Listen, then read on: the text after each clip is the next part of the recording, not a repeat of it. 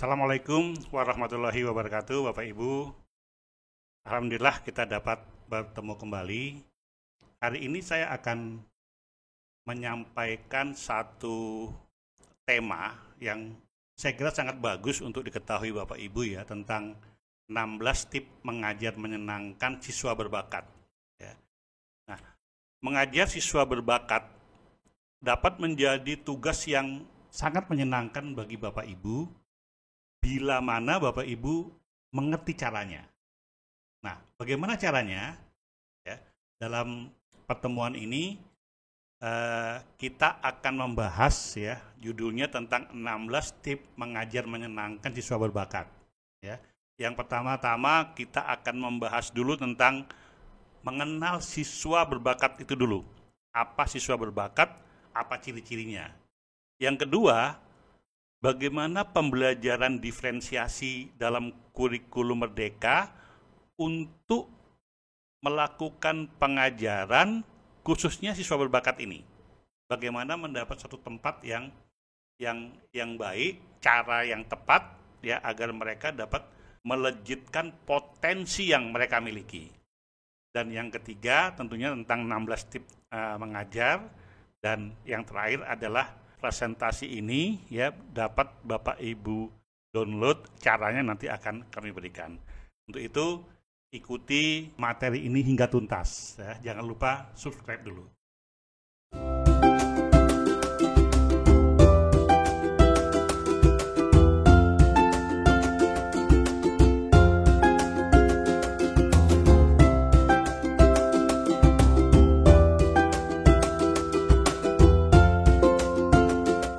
Baik, Bapak Ibu, yang pertama kita mengenal dulu siswa berbakat. Ya, apa itu siswa berbakat? Anak berbakat ialah mereka yang memiliki kemampuan-kemampuan yang unggul, mampu memberikan prestasi atau memiliki kecerdasan yang tinggi, sedang keberbakatan harus ditinjau secara multidimensional. Artinya berbakatnya tidak hanya terbatas di bidang akademik ya. Kalau kita paham tentang multiple intelligency ya Bapak Ibu ya, mereka bisa berbakat di bidang akademik, artinya matematika logis ya, kemudian spasial, mereka juga bisa berbakat di bidang musik, olahraga, keterampilan intrapersonal ya, kemudian kinestetik dan lain-lainnya ya.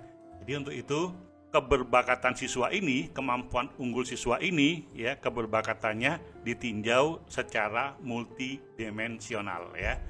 Seperti itu. Kemudian karakteristik siswa berbakat. Apa saja karakteristik anak berbakat itu ya? Adapun karakteristik anak berbakat itu yaitu cenderung menonjolkan sikap percaya diri. Nah, ini ya. Kemudian berani mengambil resiko dengan perhitungan yang matang, selalu ingin tahu, ya, selalu ingin tahu, dan lebih menyukai aktivitas yang kreatif. Ya, ini anak-anak ciri-ciri karakteristik anak yang berbakat. Nah, kemudian apa ya? Anak cibi, cerdas, istimewa, berbakat istimewa ya. Istilahnya itu anak cibi ya.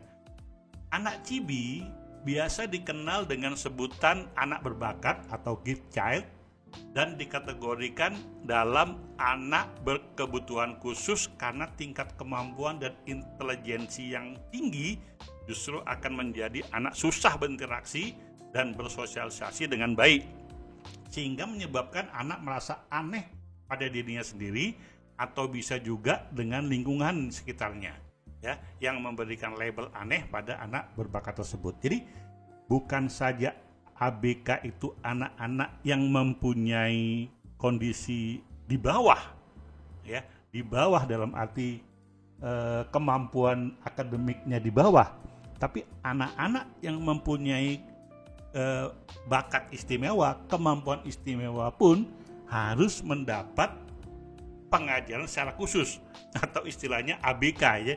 Jadi ABK tidak hanya menengah anak-anak yang di bawah, tapi anak-anak yang mempunyai kemampuan di atas pun itu termasuk tergolong anak-anak berkebutuhan khusus ya. Jadi itu pengertiannya dulu ya Bapak Ibu ya. Kita harus pengertiannya harus kita ketahui dulu. Jadi gift child adalah anak-anak yang dikategorikan anak berkebutuhan khusus karena tingkat kemampuan dan intelijensinya yang tinggi. Ya, seperti itu. Anak cibi istilahnya ya. Cerdas, istimewa, berbakat, istimewa. Kemudian dalam kurikulum Merdeka kita mengenal pembelajaran diferensiasi. Ya. Nah, mengapa kurikulum diferensiasi diberikan kepada anak berbakat? Nah, ini pertanyaannya ya. Nah, berbeda dengan kurikulum reguler yang berlaku pada semua siswa, kurikulum berdiferensiasi bertujuan untuk menampung pendidikan berbagai kelompok belajar, termasuk kelompok siswa berbakat. Ya, melalui program khusus, siswa berbakat akan memperoleh pengayaan dari materi pelajaran, proses belajar, dan produk belajar. Nah, jadi Bapak Ibu ya, program khusus, program khusus ya siswa berbakat ini akan memperoleh pengayaan dari materi pelajarannya, proses belajarnya, dan produk belajarnya. Nah, tentunya akan berbeda dengan siswa reguler dan juga siswa ABK yang di bawah. Ya. Nah, kemudian mengajar siswa berbakat. Menjaga anak-anak cerdas agar tetap terlibat dalam pembelajaran bisa jadi sulit, terutama jika sebagian besar waktu guru dihabiskan untuk membantu siswa yang kesulitan. Ya. Jadi dalam pembelajaran itu kan kita kenal ya siswa yang sulit belajar, siswa yang reguler biasa-biasa saja, dan siswa yang kebutuhan khususnya istimewa, punya bakat istimewa di atas itu. Ya, nah kalau Bapak Ibu fokusnya dalam mengajar selalu yang diperhatikan adalah anak-anak yang kurang, ya, anak-anak yang kesulitan, berarti kita sudah mengabaikan anak-anak berbakat ini. Ya, nah meskipun mudah untuk mengabaikan pelajar berbakat di kelas, hal ini dapat membuat mereka bosan, lesu, dan mereka bahkan mungkin mulai bertingkah. Jadi anak-anak yang bertingkah, anak-anak yang nakal, anak-anak yang mencari perhatian, bisa jadi bukan karena mereka nakal, tapi karena mereka tidak mendapat perlakuan khusus dalam pembelajaran. Nah, contohnya siswa-siswa berbakat ini ya sering sekali menjadi anak nakal dalam suatu kelas reguler karena mereka tidak mendapat perhatian yang cukup ya untuk mengembangkan potensinya ya. Nah, dalam hal ini sehingga mereka merasa bosan, mereka merasa lesu ya. Pelajaran yang mereka sudah kuasai diulang-ulang ya, sehingga mereka juga tidak ada tantangan ya. Itu mengajar siswa berbakat.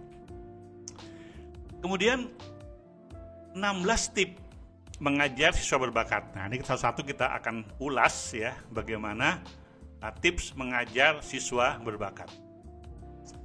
Bapak Ibu, yang pertama yang harus kita ketahui dalam mengajar siswa berbakat adalah kenali minat intelektual mereka. Ya.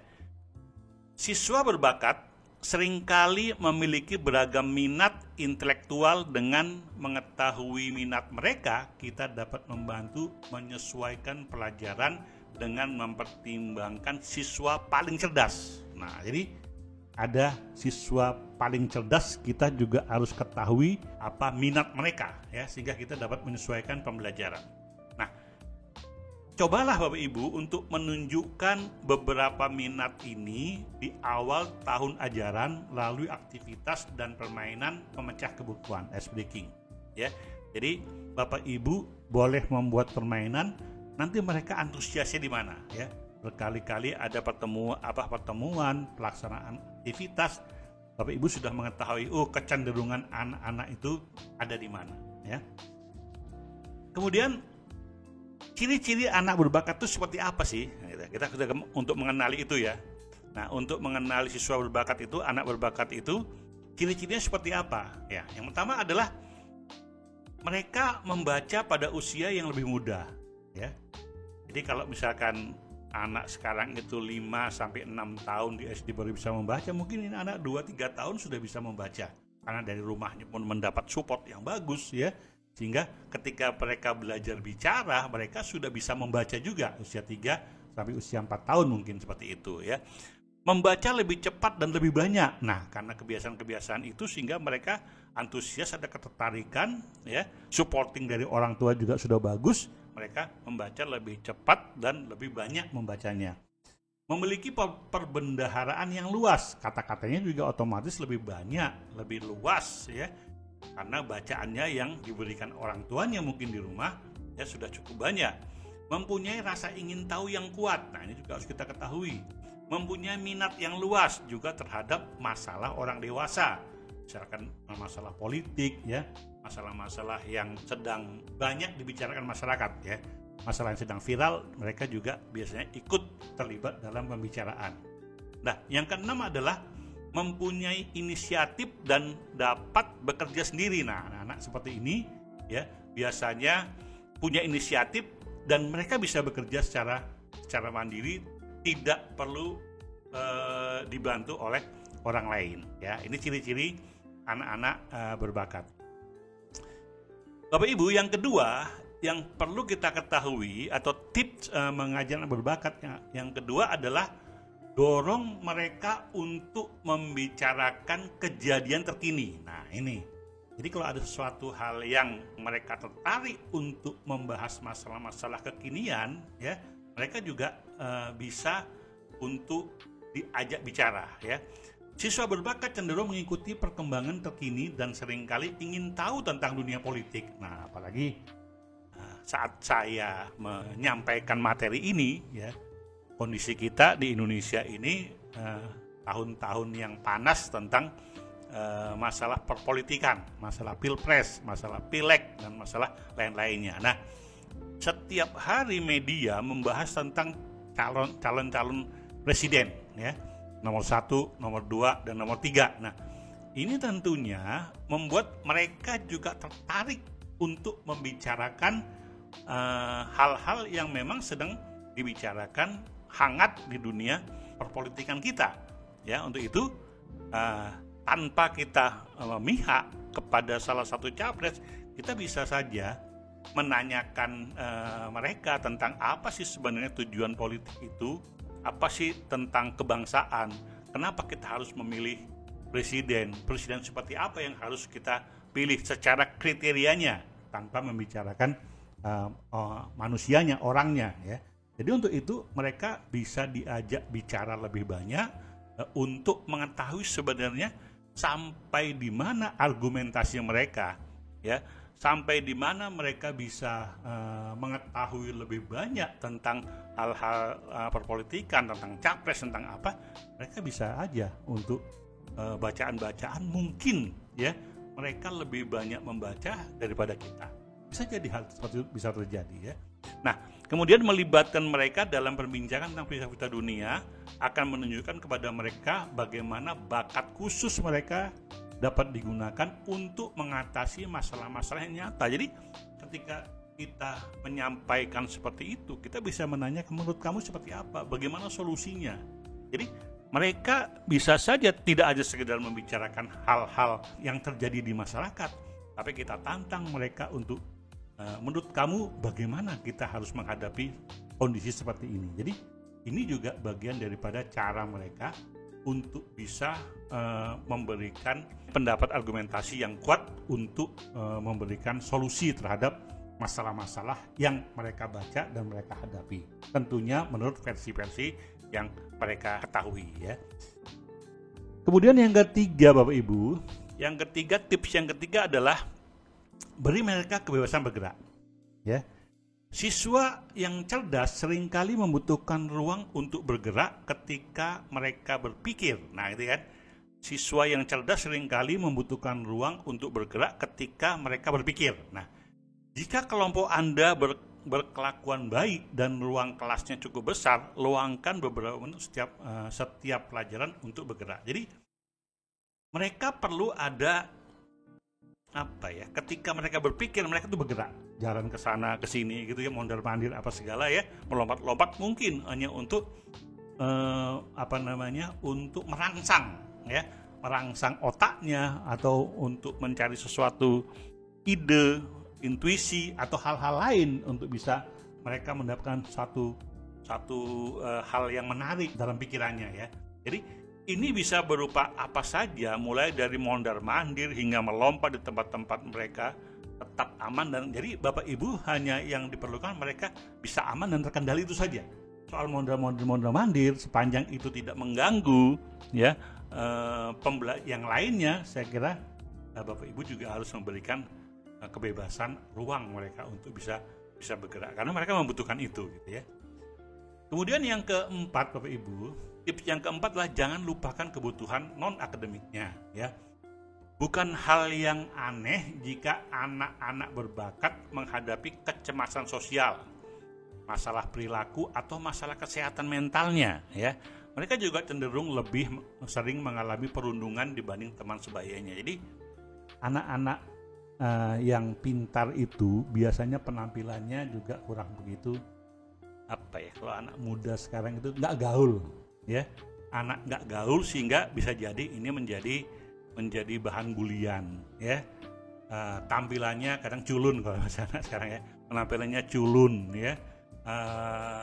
Kutu buku ya, bacaannya pinternya luar biasa, tapi mereka tidak peduli terhadap masalah-masalah sosial pergaulan yang ada di lingkungan mereka ya. Bahasa anak muda mereka mungkin tidak begitu, anak-anak seperti tidak tertarik, mungkin mereka bahasa-bahasa keilmuan, bahasa-bahasa orang dewasa yang mungkin tidak cocok bagi kelompok-kelompoknya yang katakanlah anak-anak gaul seperti ini ya. Nah, untuk itu mereka bisa jadi bahan bulian ya. Untuk itu kita perlu mengetahui ya, bagaimana anak-anak ini bisa kita dampingi untuk mengatasi kecemasan sosial ini ya, perilaku dan kesehatan mentalnya. Ini penting supaya mereka merasa aman ya, merasa terlindungi di sekolahnya ya. Kalau itu tidak merasa terlindungi, nah ini akan menjadi masalah-masalah yang serius nantinya ya. Yang kelima Bapak Ibu, libatkan anak-anak berbakat dalam kerja kelompok ya. Jadi adalah umum bagi anak-anak berbakat untuk ingin memimpin tim, terutama jika mereka merasa dapat menyelesaikan tugas dengan lebih cepat dan efisien. Namun hal ini dapat menyebabkan isolasi dan ketidakmampuan untuk bekerja dengan orang. Artinya begini Bapak Ibu, ada satu permasalahan yang didiskusikan ya. Tentunya dalam diskusi itu ya, yang diperlukan kan pendapat bersama. Setiap kelompok anggota diskusi itu memberikan pendapat. Tapi kadang-kadang anak-anak yang berbakat ini karena bacaannya lebih banyak, mereka lebih mendominasi. Dia merasa tahu, bisa menyelesaikan tugas ini dengan cepat. Mereka bisa saja membuat sesuatu itu menurut versi anak ini. Nah, kalau teman-teman yang lain ikut, nah berarti kelompok ini tidak bisa berjalan dengan baik. Karena apa? Karena inti daripada diskusi itu adalah ya, mendengarkan argumen bersama, pendapat bersama, sehingga menjadi pendapat bersama. Nah, jadi untuk itu, anak-anak berbakat ini tidak harus memimpin, sesekali dia harus menjadi anggota. Dia perlu mendengarkan pendapat orang lain, perlu menghargai, perlu memberikan apresiasi, perlu menahan diri, ya, perlu belajar mendengar aktif, ya, belajar mendengar aktif, ya, sehingga ketika temannya berpendapat, dia menghargai pendapat temannya, sportif, ya, sportif, dan semua pendapat itu bisa benar, ya, dan dia harus belajar bagaimana cara berkomunikasi supaya tidak menyinggung perasaan orang lain. Jadi dorong mereka untuk melatih keterampilan sosial mereka dengan kerja kelompok. Ini penting, ya. Karena apa? Karena anak-anak berbakat ini itu tadi, karena dia merasa pintar, antusias, bacaannya lebih banyak, dia lebih dominan. Jadi untuk itu kita harus dalam kerja kelompok itu harus diposisikan dia sebagai anggota kelompok, ya. Kalaupun dia jadi ketua kelompok, boleh saja, tapi dia mendengar pendapat tadi ya, pendapat teman-temannya dalam kelompok dan mereka menyimpulkan ya hasil daripada kelompok. Dan ini diperlukan untuk keterampilan sosialnya ya, untuk melatih keterampilan sosialnya agar dia bisa diterima di kelompoknya ya, asal dia bisa memberikan manfaatnya bagi kelompoknya ya. Kemudian yang keenam, cobalah untuk tidak mengubah siswa yang cerdas menjadi guru. Nah ini ya, jika Anda berada di kelas yang sibuk, Anda mungkin tergoda untuk meminta siswa berbakat untuk mengajari teman-temannya yang kesulitan tentang persamaan atau konsep tertentu. Namun penting untuk diingat bahwa ini bukan tugas mereka dan mereka bukanlah guru yang berkualitas. Artinya begini Bapak Ibu, secara pengetahuan ya, secara bacaan, secara penguasaan materi, mungkin saja anak ini sudah menguasai materinya. Nah, ketika dia diberikan kesempatan untuk mengajari teman-temannya, padahal dia belum tahu atau tidak tahu cara berkomunikasi yang baik, cara pendekatan yang baik, cara mengajar yang baik, akibatnya kan bisa fatal buat teman-temannya dan buat dia sendiri. Karena apa? Karena pertama, dia bukan tugasnya sebagai seorang guru. Ya, tutor sebaya, iya, tutor sebaya perlu, tapi kan juga harus ada garis yang harus diketahui oleh anak-anak tersebut. Kalau anak-anak biasa mungkin tidak persoalan ya menjadi tutor sebaya, tapi kalau anak-anak berbakat ini tadi karena dia mempunyai bacaan lebih banyak, antusiasmenya lebih tinggi, bisa jadi dia meremehkan orang lain gitu.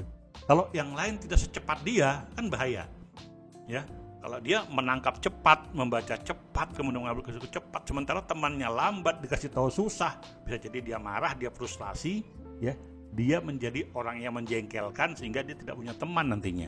Ya, untuk itu, jadi hati-hati Bapak Ibu untuk memberikan tugas dia sebagai tutor sebaya, ya, tetap dalam pendampingan Bapak Ibu atau dalam rambu-rambu yang Bapak Ibu sudah berikan kepada yang bersangkutan. Jadi otak siswa berbakat cenderung bekerja dengan cara yang sangat berbeda dibandingkan rekan-rekan mereka, sehingga mungkin membingungkan siswa yang kesulitan. Jadi artinya tadi seperti siswa anak tadi saya katakan bahwa anak ini cepat, pintar, kemudian menangkapnya cepat, bacanya lebih banyak, sementara anak yang lain mungkin sedang-sedang saja. Bahkan anak yang ada anak ABK di situ yang belum tentu paham apa yang dibicarakan, ya. Ini akan menjadi permasalahan tersendiri dalam dalam keterampilan sosialnya nanti, dalam hubungan baiknya terhadap teman-temannya. Jadi ini juga perlu mendapat satu perhatian bagi Bapak Ibu ya. Yang ketujuh Bapak Ibu, tips yang ketujuh mengajar siswa berbakat adalah yang pertama, yang ketujuh adalah izinkan mereka mengobrol tentang buku dengan Anda. Nah ini.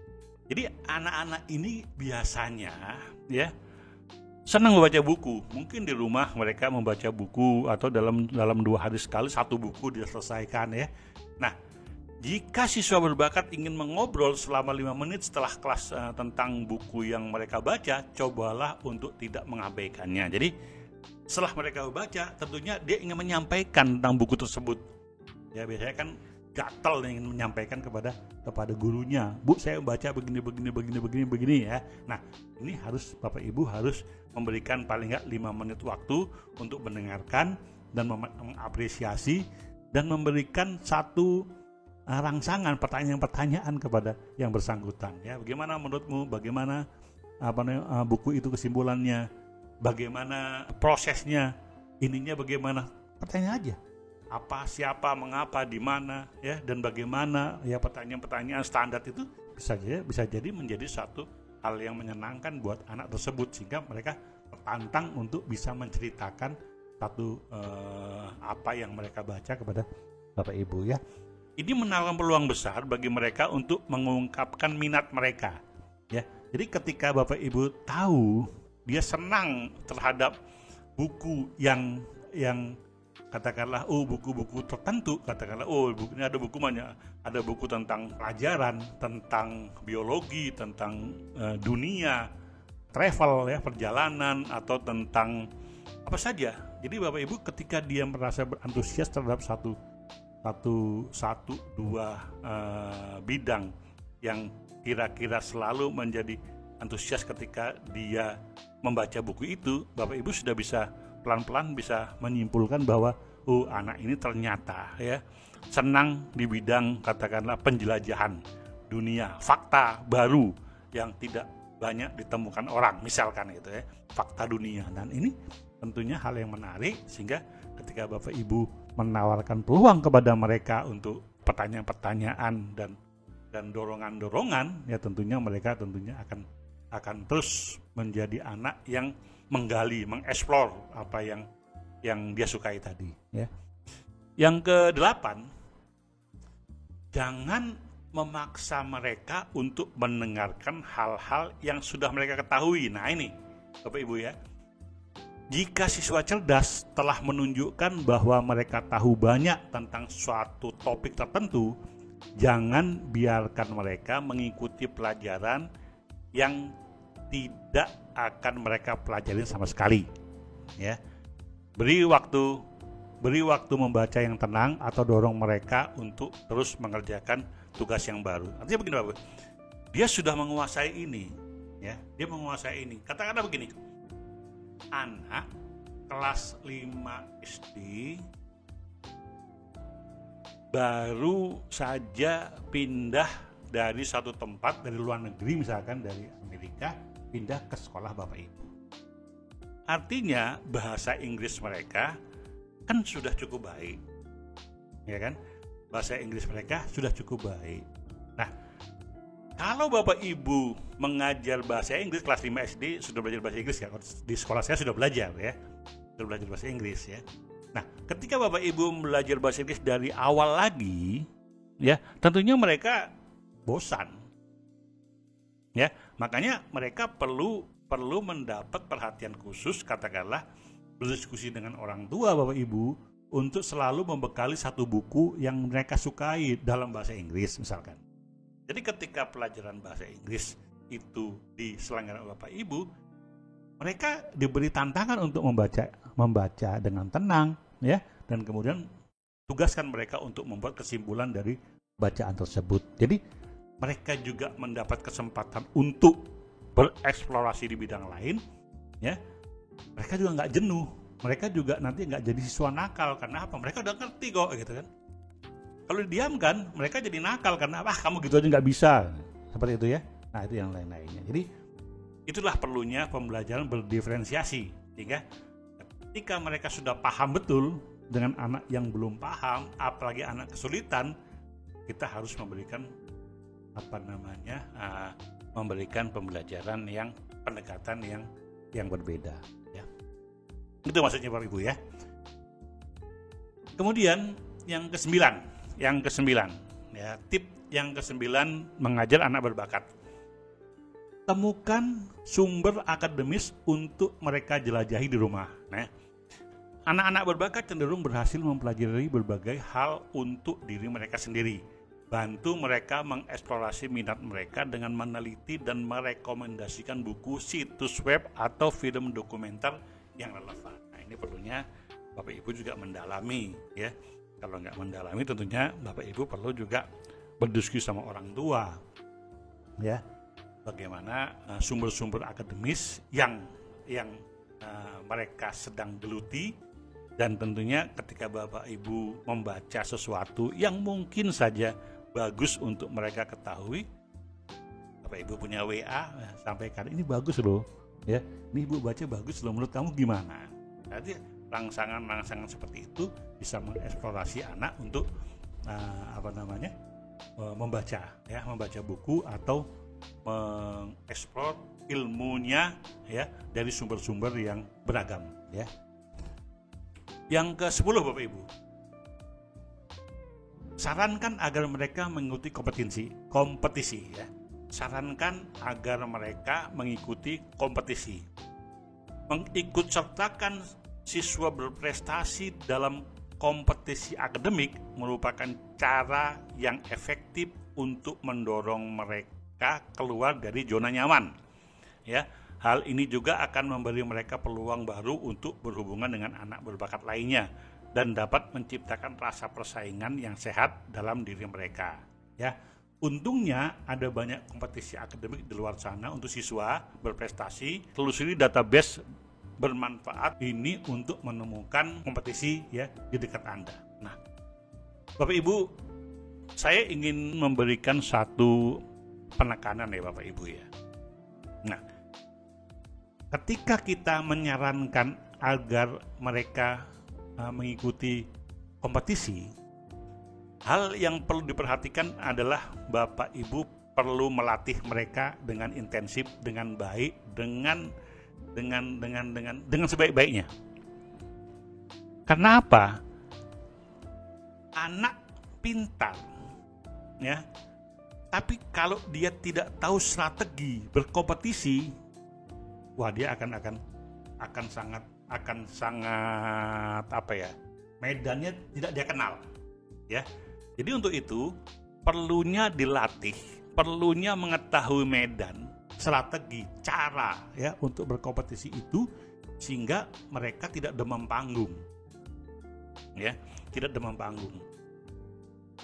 Saya pernah mendapat satu informasi dari beberapa sekolah yang katakanlah yang saya katakan nih sekolah yang kurang begitu baik lah. Karena apa?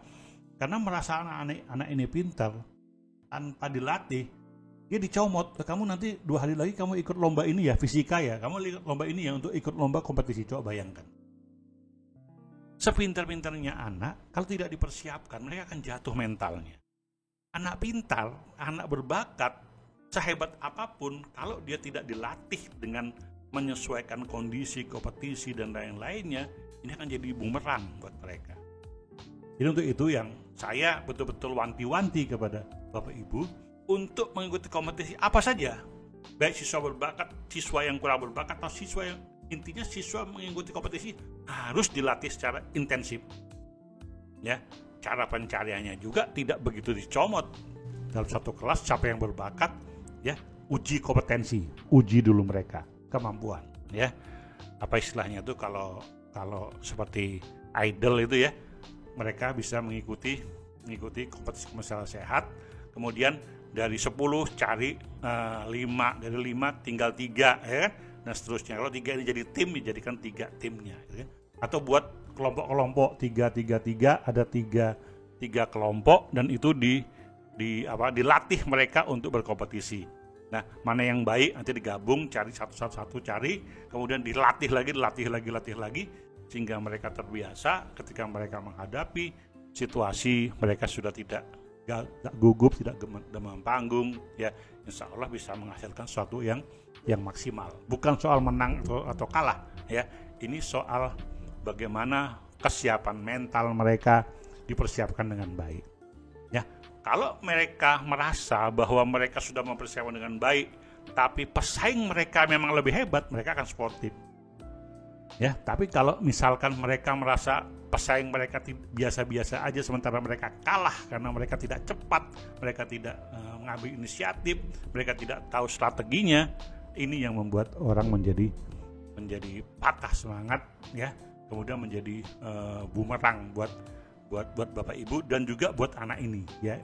Jadi anak-anak yang berprestasi itu akan mudah sekali mereka mengalami perilaku-perilaku yang frustasi ya, kejiwaan-kejiwaan frustasi seperti itu yang membuat nanti mereka tidak akan bisa percaya diri lagi ya. Untuk itu catatan ini sangat penting ya Bapak Ibu, saya akan garis bawahi ya, perlu dilatih secara intensif ya untuk mengikuti kompetisi ya.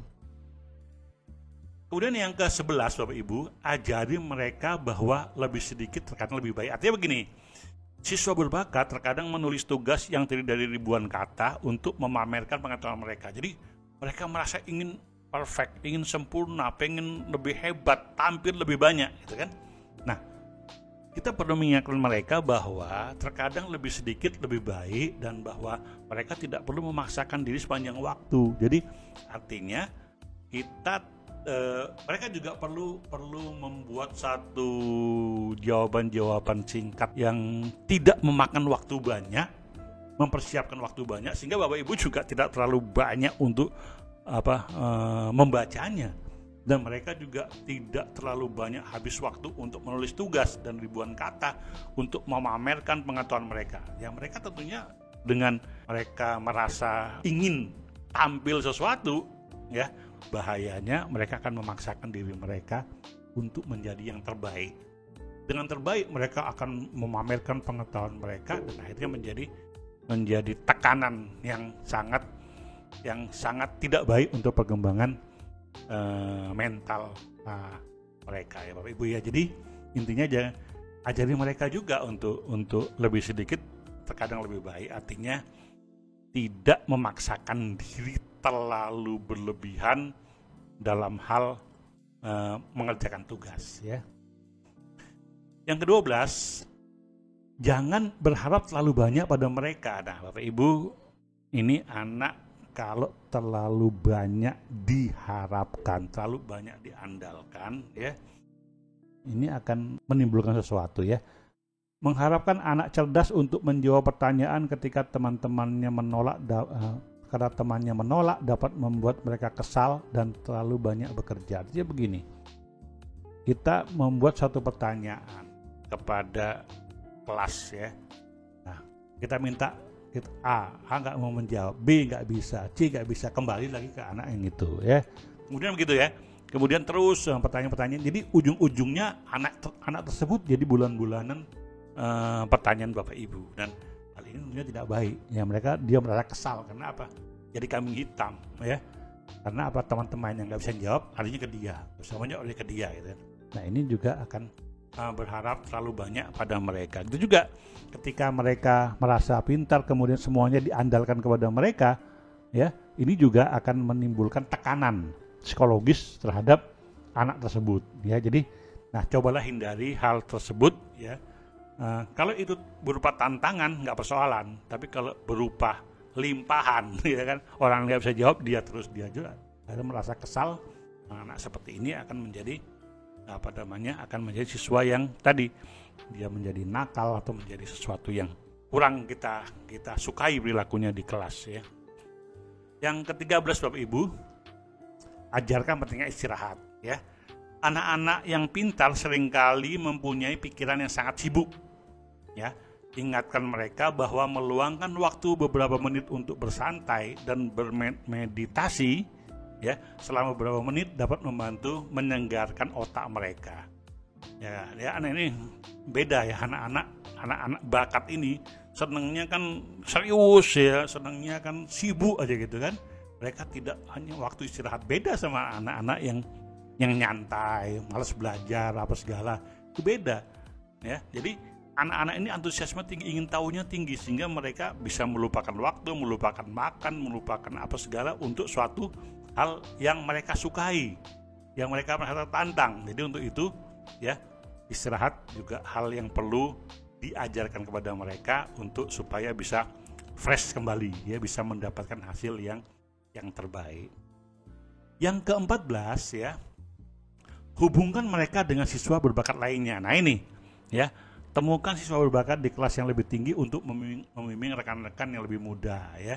Mereka lebih mengetahui tantangan-tantangan yang dihadapi oleh anak-anak cerdas dibandingkan siapapun dan dapat menjadi sumber daya yang sangat berharga. Jadi, belajar dari kakak-kakaknya, ya, yang punya pengalaman, dan kebetulan anak itu juga berbakat, tentunya akan jauh lebih mudah. Karena apa? Karena mereka punya idola, karena mereka punya pengalaman, karena mereka punya tentunya pasti dalam pendampingan Bapak Ibu, ya. Tapi hal-hal seperti ini perlu juga dicoba, ya, untuk mendapatkan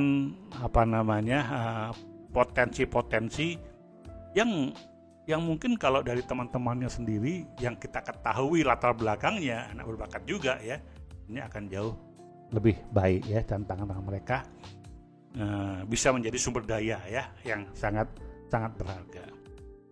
Yang ke-15 Bapak Ibu, sarankan agar mereka menghadiri acara budaya setempat. Nah ini, kenapa disarankan seperti itu? Ya tadi, karena anak-anak ini selalu serius, ya. Mereka asosial, mereka nggak suka dengan hal-hal yang sifatnya sosial, ya. Kebersamaan, acara itu nggak suka. Jadi sarankan kepada mereka untuk ikuti acara-acara budaya setempat, ya. Cobalah membuat kalender acara budaya lokal yang mungkin ingin dihadiri oleh siswa berbakat, ya. Misalnya saja pameran seni, pemutaran film atau ceramah-ceramah, ya. Jadi kalau misalkan di Jakarta ada Taman Ismail Marzuki dan itu biasanya ada kalendernya, jadwal-jadwalnya apa. Di setiap daerah seperti di Kalimantan Timur ini ada taman budaya, ya. Ada tampilan-tampilan apa yang sering dimunculkan oleh taman budaya tersebut, ya, untuk mengembangkan budaya daerah tersebut atau kreativitas yang menyangkut tentang kebudayaan tersebut. Nah, anak-anak yang seperti ini juga perlu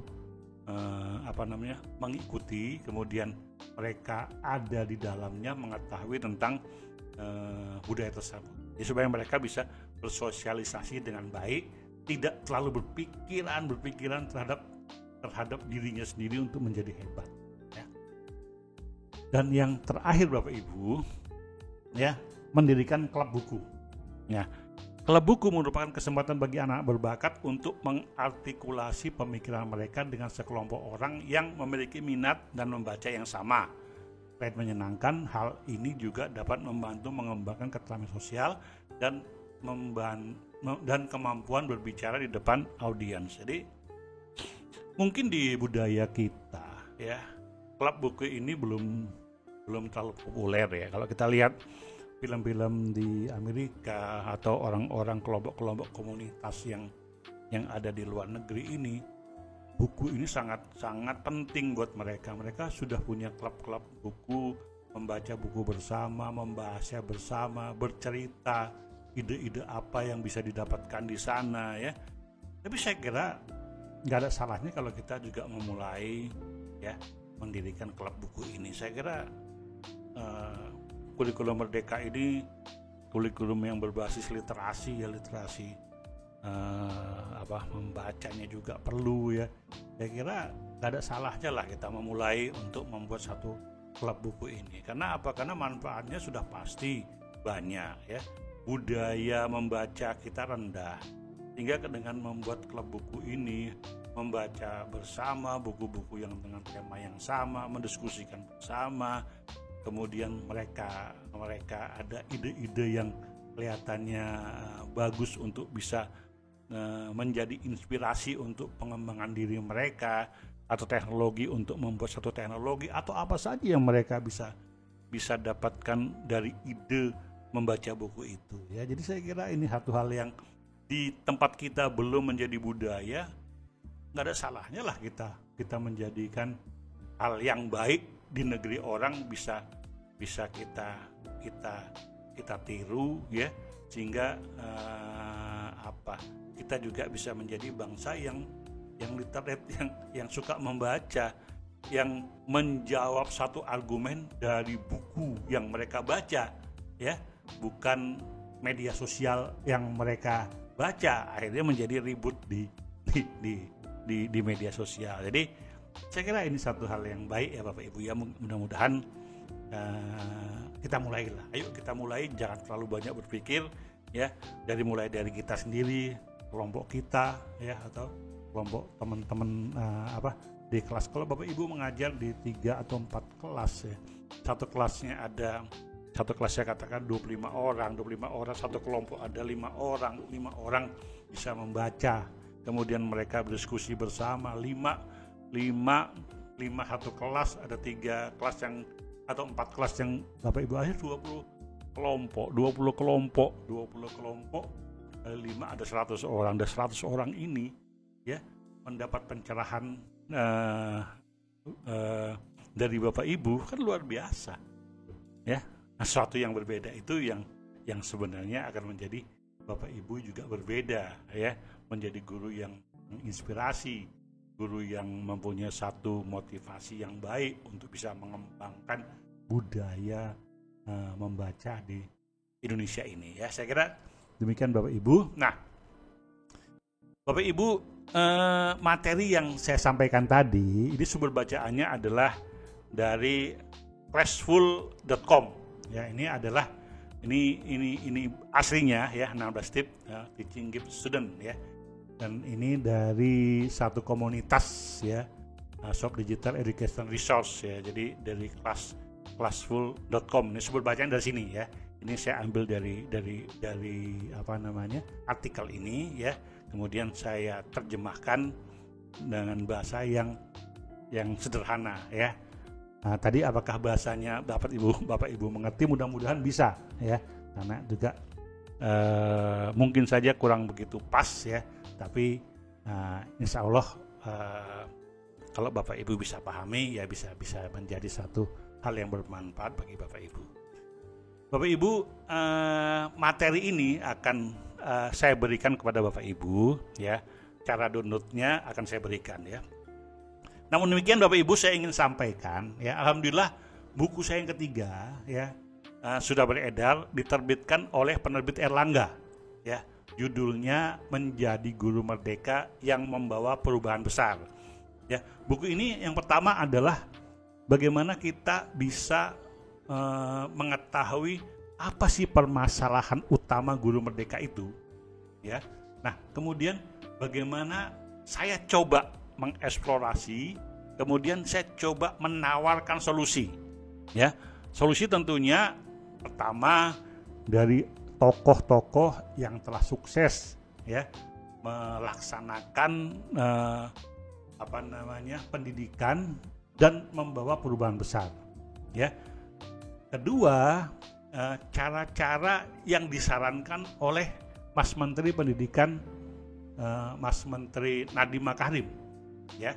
Dia memberikan satu strategi dan itu saya bedah, ya, dijadikan satu bagaimana ini menjadi solusi perubahan.